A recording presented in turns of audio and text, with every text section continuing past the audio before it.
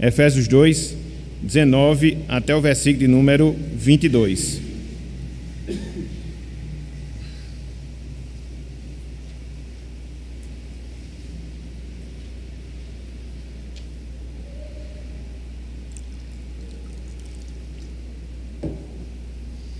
Irmãos, amigos, dizem o seguinte, Efésios capítulo 2, 19 ao 22.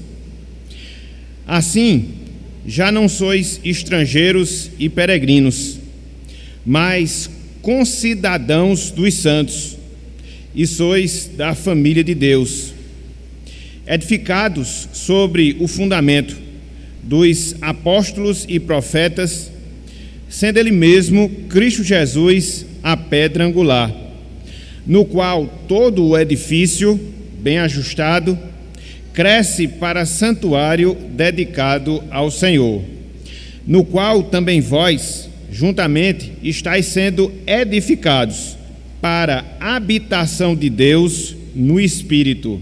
Até aqui, até o versículo 22, que o Senhor nos abençoe e que Ele aplique em nossos corações a sua santa e bendita palavra. Amém. Meus irmãos, minhas irmãs, meus amigos, minhas amigas, há infinitas riquezas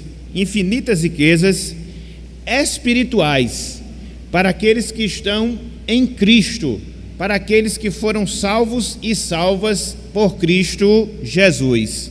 Há infinitas riquezas espirituais para aqueles que estão em Cristo. Muitas vezes, meus irmãos, minhas irmãs, nós não nos apercebemos desse fato. Muitas vezes nós não nos apercebemos dessa realidade. Contudo, entretanto, a gente não pode deixar de afirmar, a gente não pode deixar de ver que a salvação que Cristo, Ele adquiriu por nós na cruz do Calvário, produziu e produz inúmeras bênçãos sem medida, bênçãos espirituais sem medida em relação às nossas vidas, que fomos alcançados por essa salvação. Quando nós olhamos a carta que Paulo escreveu aos crentes da igreja de Éfeso, nós percebemos que essa carta aos Efésios, ela é muito abundante, ela é muito farta em nos ensinar algumas dessas bênçãos, alguns desses benefícios que Cristo adquiriu para o seu povo quando morreu por eles lá na cruz do Calvário. Por exemplo, quando nós lemos o primeiro capítulo da carta de Paulo aos Efésios, a gente vê Paulo tratando de algumas dessas bênçãos, a gente vê o apóstolo Paulo tratando de alguns desses benefícios. Por exemplo, ele nos fala que nós fomos eleitos para a salvação desde toda a eternidade, conforme o propósito de Deus, conforme o propósito do Senhor. E o que é isso? A bênção em si, onde se projeta a nossa salvação. Mas não só isso, ainda no primeiro capítulo da carta aos Efésios, Paulo, ele mostra a redenção que Cristo operou em nosso favor no Calvário, para que assim nós pudéssemos ter consumada a nossa salvação. Mas não só isso, Paulo também fala, logo na primeira carta, ou logo na primeira parte da carta aos Efésios, da bênção que nós desfrutamos quando da nossa salvação, quando nós somos selados com o Santo Espírito da promessa. Contudo, Paulo ele não para por aí. E quando ele segue no capítulo 2 da carta aos Efésios, ele fala da bênção em si, do processo de salvação que se deu na minha vida, na sua vida, na nossa vida, enfim, na vida de todos nós que fomos salvos pelo Senhor. Ele fala que nós experimentamos a bondade salvadora de Deus. Ele fala que Deus nos concedeu o dom da fé, através do qual nós somos salvos.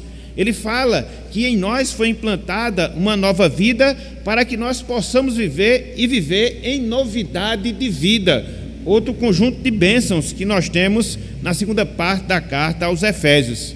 E aí, quando nós concentramos a nossa atenção, sobretudo dos versículos 11 até o versículo 22, do capítulo 2 da carta aos Efésios, Paulo ele vai colocar mais uma outra bênção, a bênção da reconciliação, a bênção de nós termos sido unidos aos judeus e assim hoje podemos integrar a Igreja de Cristo, a Igreja de Deus aqui na terra. Hoje nós não somos mais estranhos ou peregrinos, como o apóstolo Paulo fala aqui, muito pelo contrário. Hoje, por causa de Cristo, nós fomos feitos povo de Deus, nós fomos feitos pelo Senhor, povo do Senhor aqui na terra. Daí nós podemos nos perguntar, daí nós podemos nos indagar, mas quais são as outras bênçãos que nós temos em Cristo Jesus?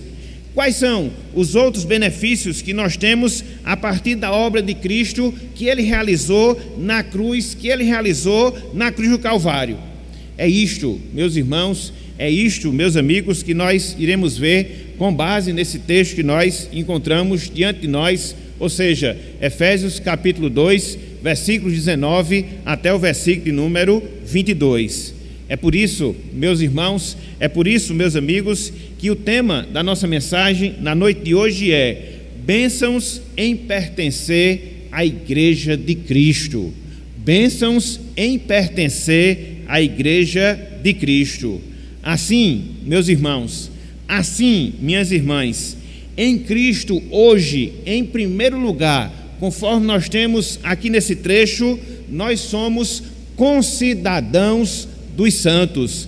É a primeira bênção, é o primeiro benefício que eu queria destacar, pelo fato de hoje nós compormos a Igreja de Cristo, pelo fato de hoje termos sido unidos aos judeus, formando assim a Igreja de Cristo aqui na terra.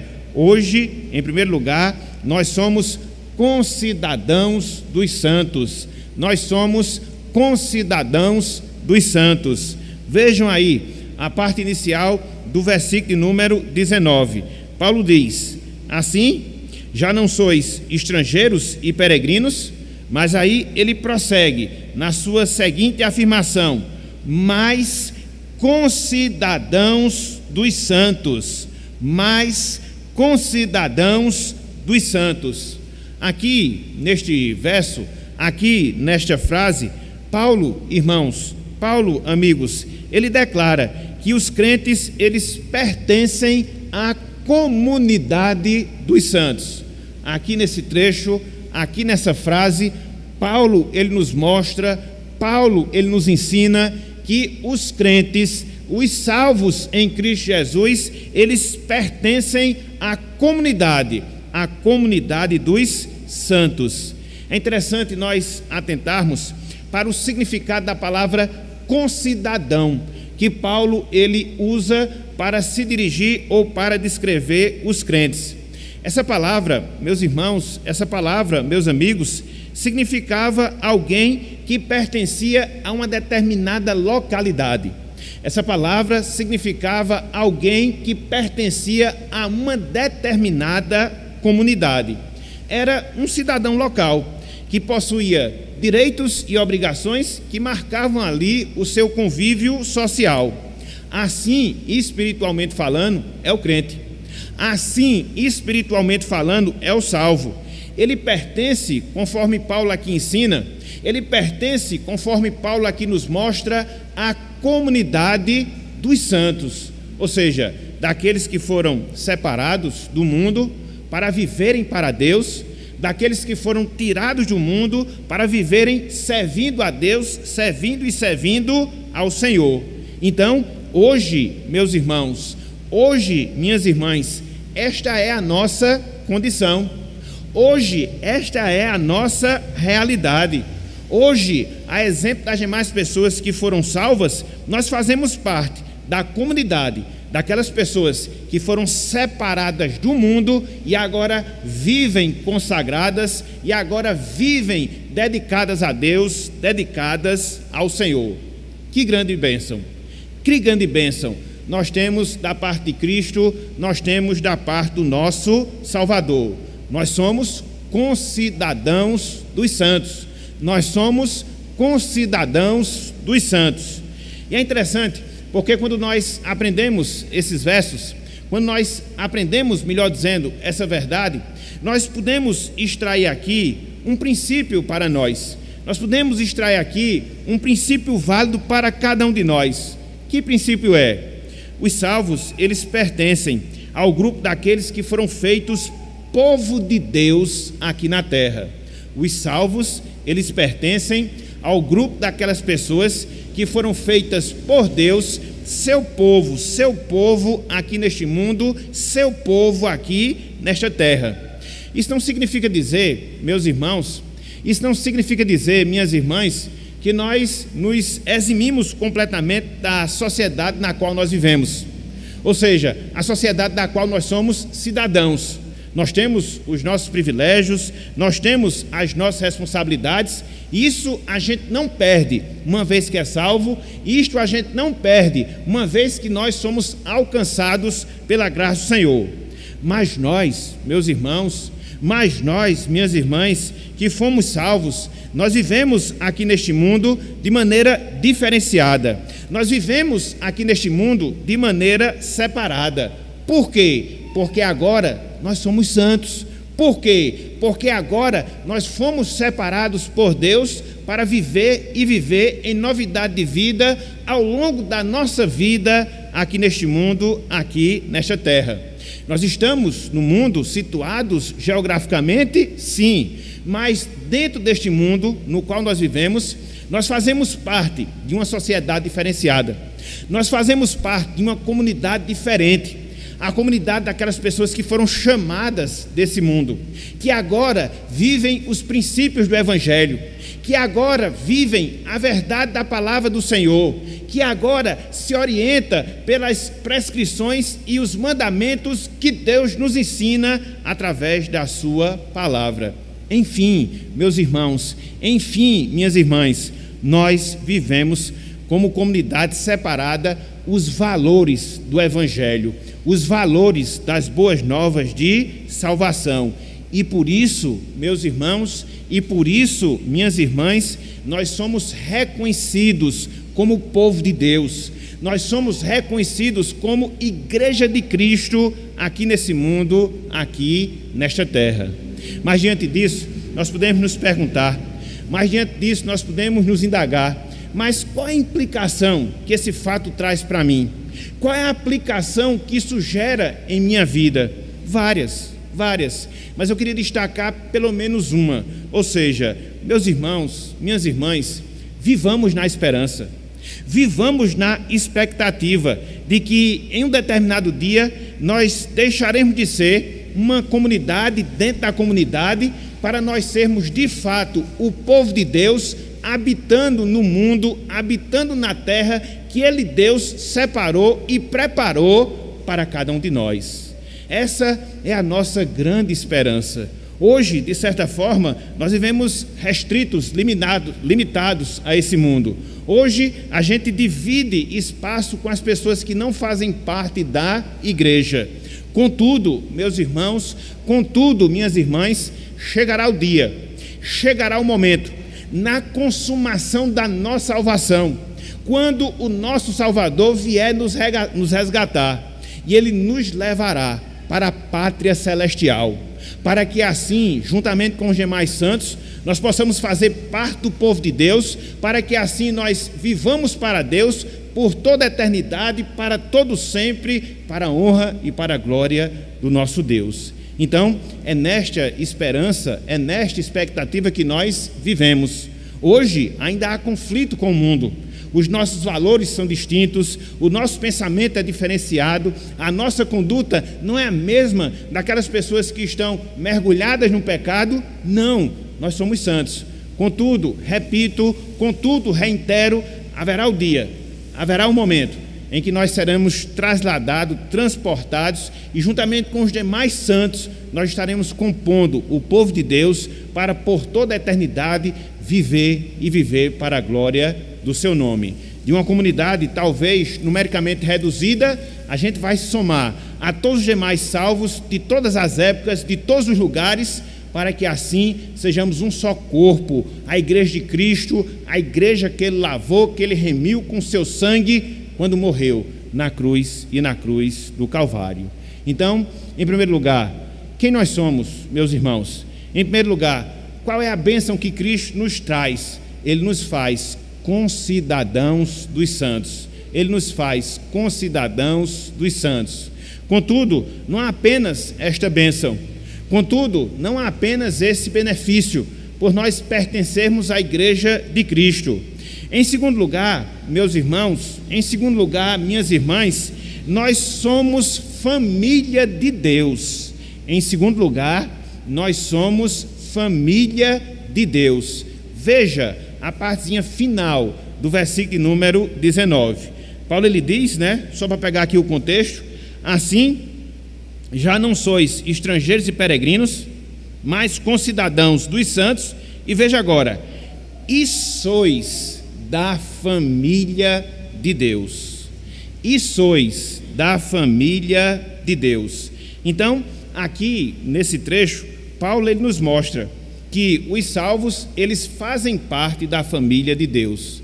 Aqui nesse trecho, o apóstolo Paulo nos ensina, aqui nesse trecho, o apóstolo Paulo nos mostra que todos os salvos, que todos os remidos, eles fazem parte da família de Deus. É interessante, porque quando nós analisamos a sequência do pensamento, a sequência do raciocínio do apóstolo Paulo, a gente observa, a gente aprende que ele está aprofundando ainda mais o nível de intimidade que nós temos com Deus, o nível de intimidade que nós temos com o Senhor.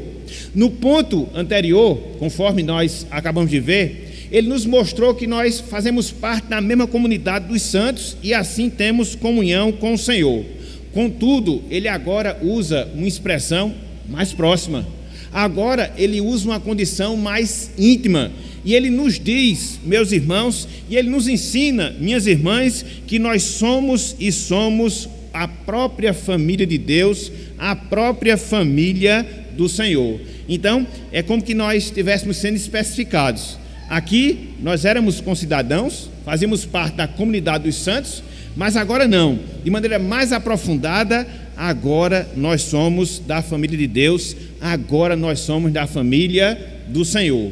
E conforme nós estudamos, nos últimos 7 estudos, nas quartas-feiras, hoje nós pertencemos à família de Deus, hoje nós desfrutamos dessa condição, não é em qualquer nível de parentesco, não. Hoje nós fazemos parte da família de Deus na condição de filhos e filhas do Senhor, na condição de filhos e filhas do Senhor. Então, é um nível ainda muito mais íntimo, é um nível muito mais próximo de familiaridade, de proximidade que eu, você, todos nós, meus irmãos, temos e temos em Cristo Jesus. É interessante, porque quando nós olhamos, por exemplo, o capítulo 5, versículo 1 da carta de Paulo aos Efésios, a gente percebe justamente esse ponto, a gente percebe justamente essa realidade. Somos família, mas não qualquer familiar. Hoje nós somos família de Deus na condição de seus filhos, na condição de suas filhas. Olhem aí, por favor, Efésios capítulo 5, versículo 1. Efésios capítulo 5, versículo 1. Olha só o que ele diz aqui, ó. Sede, pois, imitadores de Deus. Em que condição? Em que nível? Ele complementa: como filhos amados. Como filhos amados. Então, somos família de Deus. E se não bastasse esse fato, nós somos filhos e filhas de Deus. E é interessante, meus irmãos, é interessante, meus amigos, porque quando nós entendemos essa condição, quando nós entendemos quem nós somos hoje na condição de filhos, nós percebemos a intensidade, nós percebemos a grandiosidade do amor que Deus ele tem em relação a cada um de nós. Quando nós compreendemos esse nível de relação que nós temos com Deus, não apenas como um mero familiar, mas quando nós entendemos que nos relacionamos com Deus na condição de filhos e filhas, nós passamos a entender, nós passamos a enxergar melhor não só a intensidade, mas também a grandiosidade do amor que Deus tem para conosco, do amor que Deus tem para com cada um de nós. Afinal de contas, meus irmãos, afinal de contas, minhas irmãs, Deus, ele não nos salva apenas por salvar. Deus, ele não nos salva apenas por salvar. Não, ele redime pecadores, ele transforma pecadores, para que esses pecadores possam ser chamados para si, para Deus, com que objetivo, com que intuito, com que finalidade? Para que hoje nós pertençamos à família de Deus, para que hoje nós possamos desfrutar da condição de filhos, filhos amados por Deus, filhos amados pelo Senhor. Que grande salvação, meus irmãos, que grandiosa salvação, minhas irmãs, nós experimentamos. Essa é a explicação da grande mudança pela qual nós passamos. Afinal de contas, e nós vimos isso lá em Efésios capítulo 2, versículo 3, nós éramos filhos da ira, estávamos passíveis de receber a condenação da nossa alma. Contudo, por um ato de graça, através da sua operação na nossa vida, através da transformação em nossos corações, hoje, meus irmãos, hoje, minhas irmãs, nós estamos na condição de filhos e filhas de Deus. Louvado seja o nome do Senhor por tão grande benefício que Ele operou e operou em relação a cada um de nós. E como nós explicamos isso, e como nós explicamos essa realidade, tão somente, considerando esse amor que Deus teve para com cada um de nós. Um amor tão grande, um amor tão intenso, um amor tão grandioso, que nos salvou, que nos chamou para si, que nos incluiu na sua família, na condição de filhos e filhas do Senhor. E isto, meus irmãos, e isto, minhas irmãs, traz para nós algumas lições, traz para nós algumas implicações. Eu queria destacar pelo menos uma. Que aplicação? A necessidade, meus irmãos, a necessidade, minhas irmãs, que nós temos de desfrutarmos cada vez mais da intimidade do nosso Deus, da intimidade do nosso Pai, porque hoje nós pertencemos à sua família na condição de filhos. Observe, por exemplo, a vida triste de uma pessoa que é órfã, que muitas vezes ela é deixada pelos seus pais nas mãos de terceiros e que cresce sem o amor familiar e que cresce sem o conhecimento dos seus familiares. Espiritualmente falando, era a nossa realidade antes da salvação, antes da redenção. Contudo, Deus não permitiu que isso se desse na nossa vida, e em determinado momento da nossa história, como cumprimento do seu plano eterno, Ele nos chama para si. Para quê? Para que agora Ele possa nos tratar de maneira íntima, para que agora Ele possa nos tratar de maneira pessoal, para que assim nós possamos experimentar do seu amor, para que assim nós possamos perceber do seu cuidado, para que assim nós possamos ter um conhecimento familiar cada vez mais aprofundado com o Senhor. Então, diante de tão grande realidade, ou de tão grande bênção, melhor dizendo, o que é que Ele requer de nós? Que nós procuremos cada vez mais estreitarmos os laços da comunhão com o Senhor. Afinal de contas, nós somos filhos amados, nós fomos escolhidos, nós fomos salvos. Então que nós aproveitemos, meus irmãos, a cada dia que nós vivemos, aproveitemos da nossa comunhão com o Senhor, que possamos estar dispostos a ouvir a sua palavra, que possamos estar dispostos a falar com Deus através das nossas orações. Enfim, que nós façamos tudo aquilo que é necessário, tudo aquilo que é possível, para que cada vez mais essa relação que nós temos com Deus, essa comunhão que nós temos com o Senhor, ela se aprofunde, e cada vez mais nós possamos ter da sua presença nas nossas vidas. Por quê? Porque, em segundo lugar, a segunda bênção de nós pertencermos à Igreja de Cristo é que hoje nós somos família de Deus, hoje nós somos família do Senhor. Mas não só isso, meus irmãos, não só isso, meus amigos, há uma terceira bênção, há um terceiro benefício pelo fato de nós pertencermos à Igreja de Cristo. Ou seja, em terceiro lugar, nós somos templo de Deus. Em terceiro lugar, nós somos templo de Deus. Vejam aí, versículos 20 e também o versículo de número 21. Efésios 2, versículos 20 e também o versículo de número 21. Diz o seguinte, a palavra de Deus, diz o seguinte, a palavra do Senhor. Efésios 2, versículos 20 e também o versículo de número 21.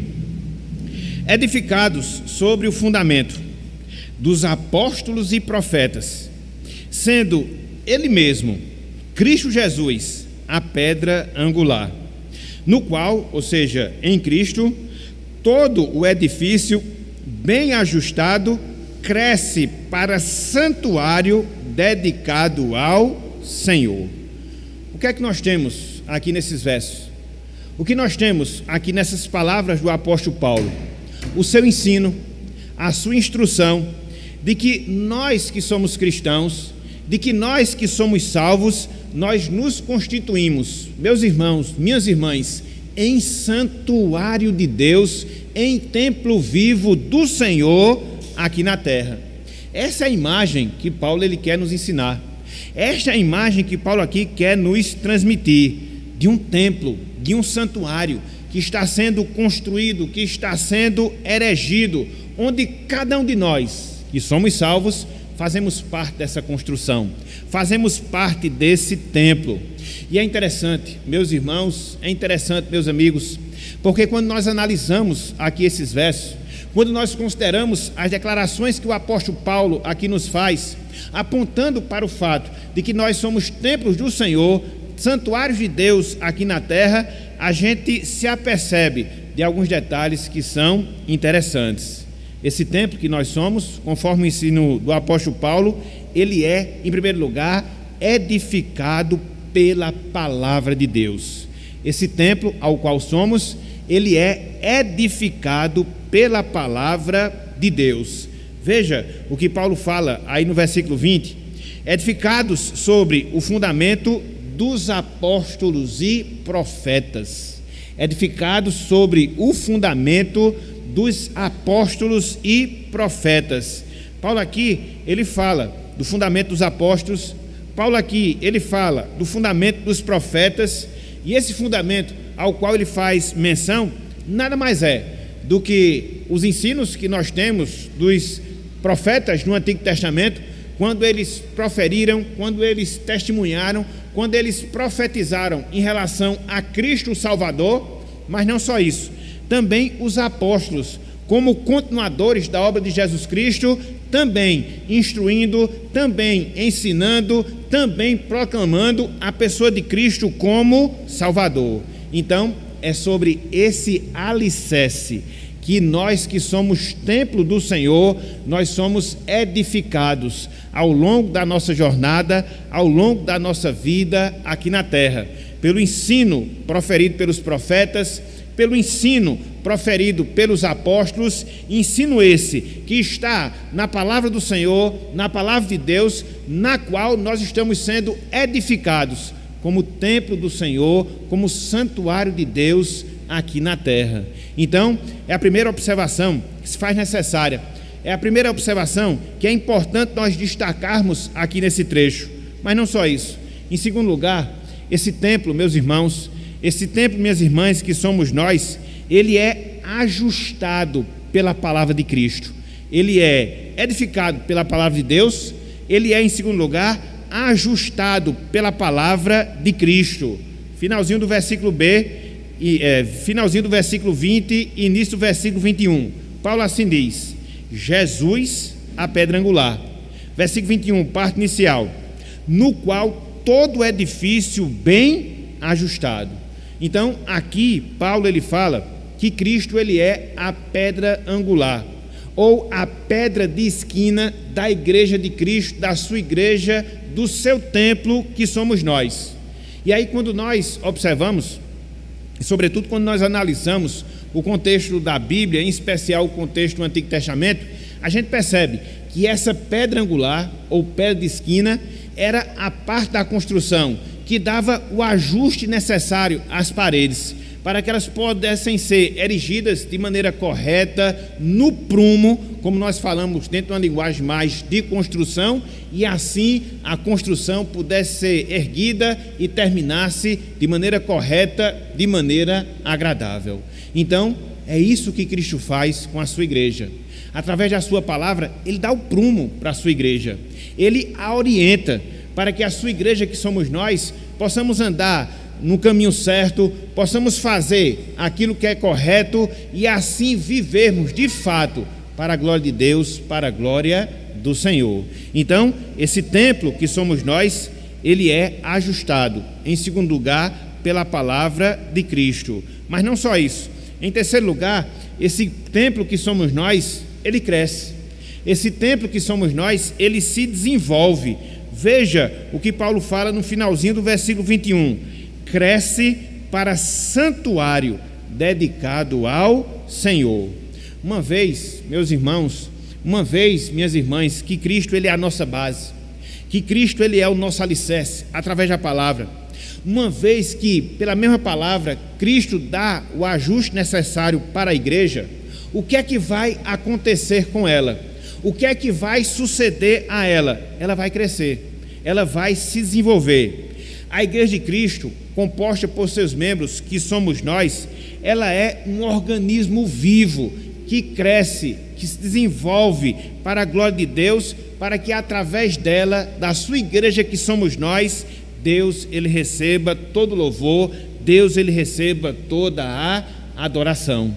Eu queria chamar a atenção para a palavra santuário, que Paulo ele usa aqui nesse trecho, quando ele mostra que nós, como templos vivos de Deus que somos, nós crescemos para santuário dedicado ao Senhor. Essa palavra santuário é a palavra específica que designava o santo lugar e o santo dos santos no Antigo Testamento, que era a parte central do templo, onde Deus era adorado, onde Deus ele era exaltado. Então, é assim que sucede, é assim que ocorre em relação às nossas vidas. Quando fundamentados na palavra de Deus, quando ajustados pela palavra de Cristo, nós vamos crescendo, conforme nós veremos um pouco mais adiante, para que assim nos tornemos cada vez mais a habitação de Deus, a habitação do Senhor, aqui neste mundo, aqui nesta terra. Então, em terceiro lugar, esse é o benefício, esta é a bênção. Nós somos templo de Deus, nós somos templos do Senhor. E o que é que a gente pode extrair como verdade? O que é que a gente pode extrair como princípio aqui nesses versos? Pelo menos um, meus irmãos, pelo menos um, minhas irmãs. Ou seja, não existe igreja sem Cristo. Não existe igreja sem Cristo. A igreja, ela foi criada através de Cristo. A igreja, ela é mantida através de Cristo. Por quê? Foi Ele quem salvou os membros que hoje compõem a sua igreja. Por quê? Porque é Ele, Cristo, pelo seu Espírito, que mantém esses salvos no caminho da salvação. Razão pela qual a sua igreja, ela segue prosseguindo na sua jornada, na sua caminhada. Então, nós precisamos de Cristo. A igreja precisa de Cristo, não só por causa da sua existência, mas também por causa da sua sobrevivência, porque é através de Cristo que a sua igreja cresce e se desenvolve aqui neste mundo, aqui nesta terra. E isto, meus irmãos, e isto, minhas irmãs, traz uma implicação muito direta, traz uma implicação muito clara para cada um de nós. Que implicação é? Jamais, meus irmãos, jamais, minhas irmãs, percamos o nosso fervor em relação a Cristo. Jamais percamos o nosso fervor em relação a Cristo, porque é disto, meus irmãos, porque é disto, minhas irmãs, que depende a nossa existência, que depende a nossa identidade como igreja de Cristo, como povo de Deus aqui na terra. No dia em que a nossa devoção por Cristo se esfriar, nós estaremos com um sério problema, nós estaremos com uma séria dificuldade. E foi, infelizmente, o que aconteceu, pelo menos em um dado período, na igreja de Éfeso. A gente vê aqui o apóstolo Paulo escrevendo essa carta aos irmãos, A gente vê essas várias instruções que o apóstolo Paulo ele dá àqueles irmãos, mas quando a igreja de Éfeso ela segue a sua história, infelizmente, num dado momento, num dado instante, a igreja de Éfeso ela perdeu o seu fervor por Cristo, perdeu Cristo como referência do seu alicerce, perdeu Cristo como referência de ser a pedra angular, enfim, acabou perdendo o primeiro amor. Sem desmarcar esse texto aqui de Éfeso, só para a gente destacar esse fato, essa verdade, abram aí, Apocalipse capítulo 2, versículo 4. A gente vê o apóstolo Paulo escrevendo a esta igreja, e depois a gente vê Cristo repreendendo esta igreja, de uma maneira muito clara, de uma maneira muito tácita. E por quê? E por qual razão foi a sua repreensão? Porque a igreja perdeu o seu fervor por Cristo, o alicerce e a pedra angular da igreja. Veja, Apocalipse capítulo 2, versículo 4. Veja que a carta aqui é dirigida à igreja de Éfeso. A carta aqui é dirigida à igreja de Éfeso.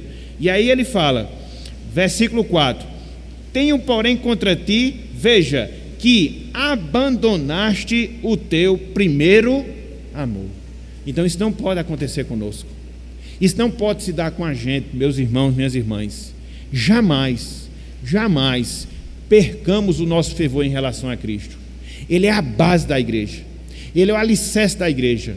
É nele que a igreja se ajusta. É por causa dele que a igreja tem o seu crescimento.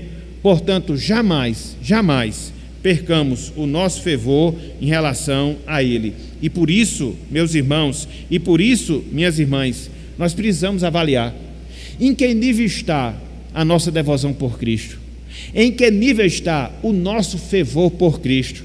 Se você fosse fazer uma avaliação individual, particular, da sua devoção, do seu fervor a Cristo, do fato de você ter a Cristo como um alicerce da sua vida, do fato de você ter a Cristo como aquele que lhe conduz, que dá o prumo da sua vida, em que nível você estaria, espiritualmente falando, no que diz respeito ao seu fervor a Cristo?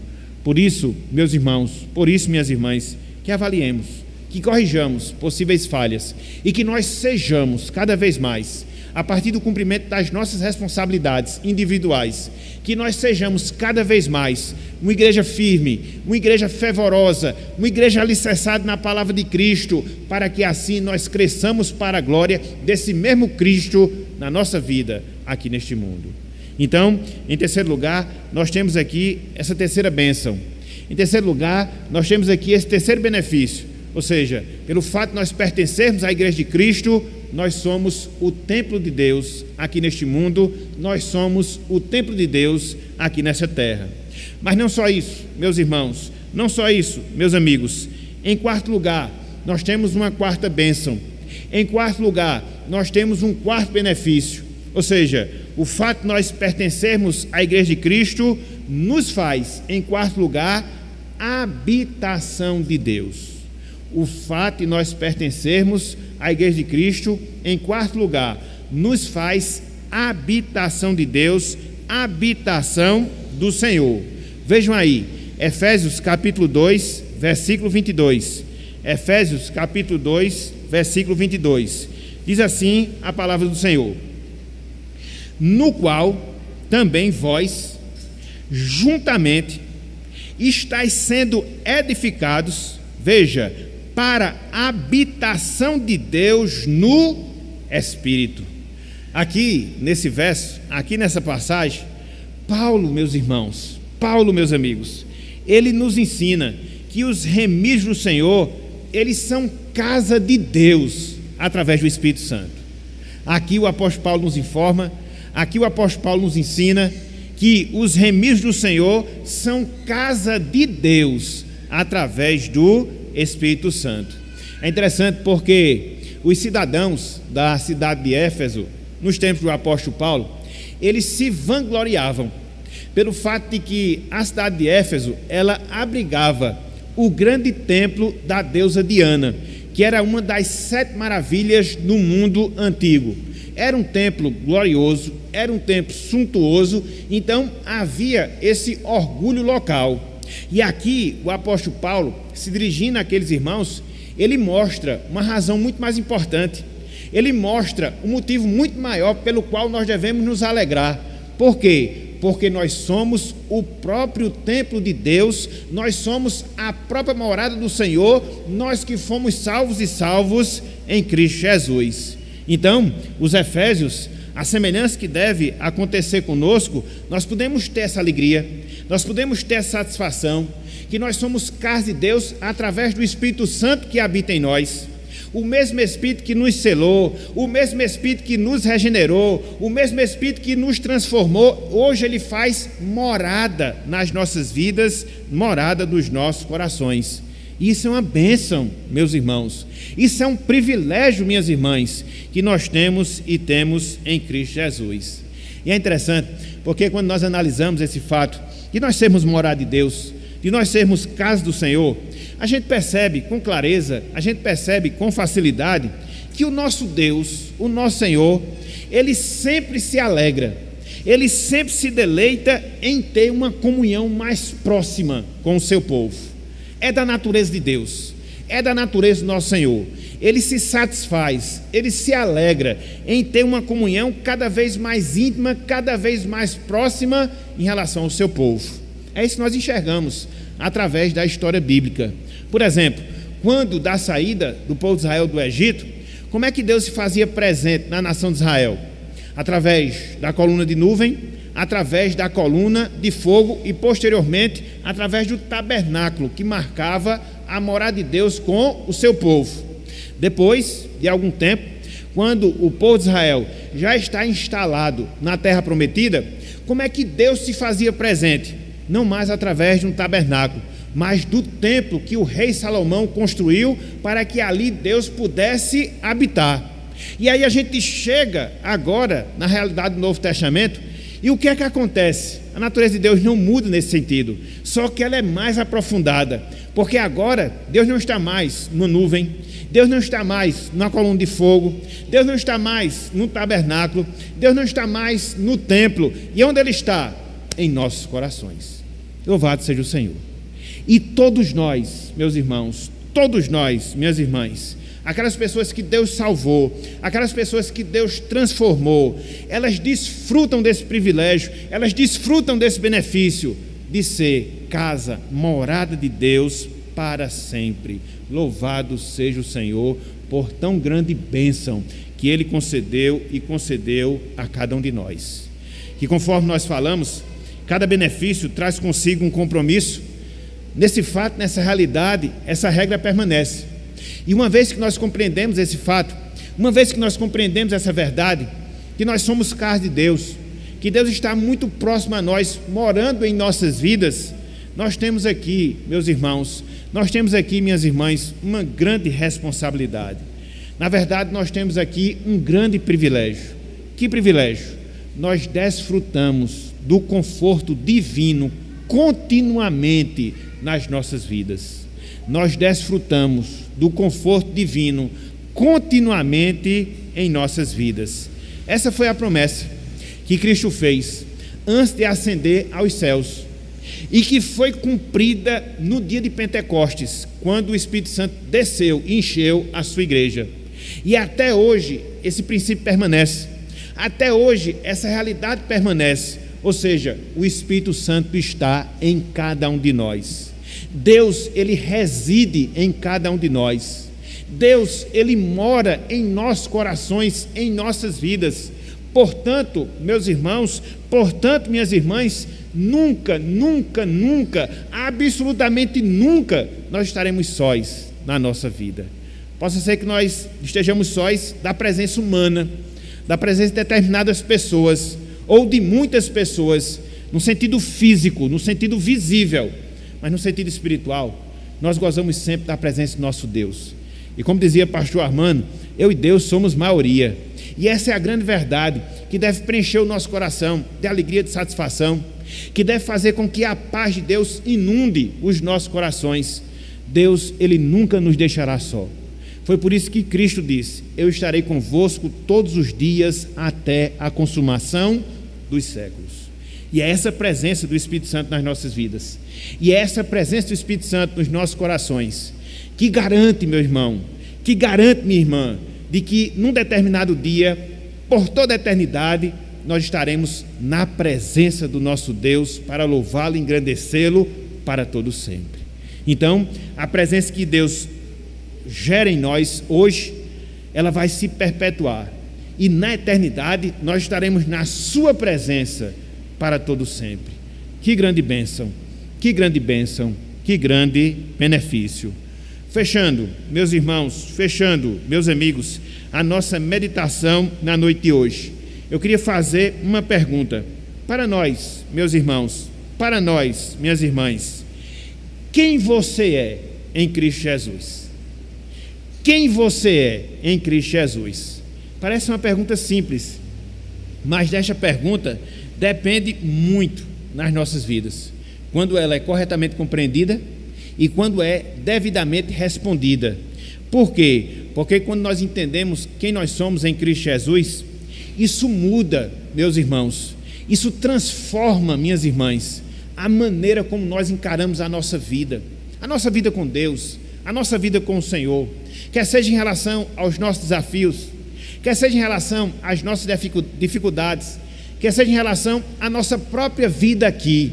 Quando você tem essa percepção, quando você tem esse entendimento, quando você tem essa compreensão de quem você é em Cristo Jesus, isso faz com que você dê um salto de qualidade espiritual em relação à sua vida. E aqui o apóstolo Paulo resumiu em pelo menos 4 bênçãos, em pelo menos 4 benefícios, a nossa identidade em Cristo Jesus. Em Cristo Jesus, nós somos, em primeiro lugar, concidadãos dos santos. Nós pertencemos à comunidade dos salvos. Em segundo lugar, em Cristo Jesus, nós somos a família de Deus. Nós pertencemos a uma família celestial. Em terceiro lugar, em Cristo Jesus, nós somos templo de Deus, ou seja, pertencemos à sua igreja aqui na terra. E em quarto lugar, em Cristo Jesus, nós somos morada de Deus, ou seja, desfrutamos da sua presença na nossa vida, desfrutamos da sua presença no nosso coração. Perceberam, meus irmãos? Perceberam, minhas irmãs? Quão abençoada é a nossa vida? Quão grandes bênçãos nós experimentamos em Cristo Jesus? Como é um privilégio fazermos parte da salvação? Como é um benefício experimentarmos da nova vida em Cristo Jesus? Então, se alegre com isso, se satisfaça com essas verdades, adquira o ânimo espiritual para que você possa seguir em frente na sua caminhada, jamais desistir, jamais desfalecer e sempre perseverar para a glória e para a honra do nome do nosso Deus no seu viver. Mas não só isso, meus amigos, minhas amigas, diante de tudo isso que nós falamos, diante de tudo isso que nós expusemos, fica um desafio, fica uma lição para você. Que desafio é? Que lição é? Clame, meu amigo, clame, minha amiga, para que o Espírito Santo lhe faça uma nova criatura em Cristo Jesus. E na medida em que Ele operar esse grande milagre, na medida em que Ele operar essa grande dádiva na sua vida, você possa experimentar não só esses 4 benefícios, mas todos os outros benefícios que Deus garante àquelas pessoas que são suas, para que você possa ser um concidadão dos santos, para que você possa fazer parte da família de Deus, para que você possa ser templo de Deus, para que você possa ser morada do Senhor. Então clame, clame, clame, e não descanse, não pare, não cesse, enquanto a salvação não se tornar uma realidade na sua vida, enquanto essas bênçãos não forem experimentadas por você, ou experimentadas por você, para que assim, e somente assim, você possa viver a vida em abundância que Cristo prometeu àquelas pessoas que o têm como seu Senhor, como seu Salvador. Então, esse é o nosso conselho, essa é a nossa aplicação para vocês, para que vocês hoje, pela graça do Senhor, possam experimentar essa novidade de vida, possam experimentar todas essas bênçãos, e aí você perceber como é bom, como é delicioso, como é satisfatório nós termos a salvação e salvação em Cristo Jesus. Então, que Deus nos abençoe, que Deus Ele aplique a sua palavra nos nossos corações, e conforme a sua vontade, todos nós que estamos ouvindo, todos nós que estamos escutando essas verdades, que a gente possa desfrutar desses benefícios, em fazer parte da Igreja de Cristo aqui na terra. Que o Senhor nos abençoe e aplique a sua palavra em nossos corações. Amém.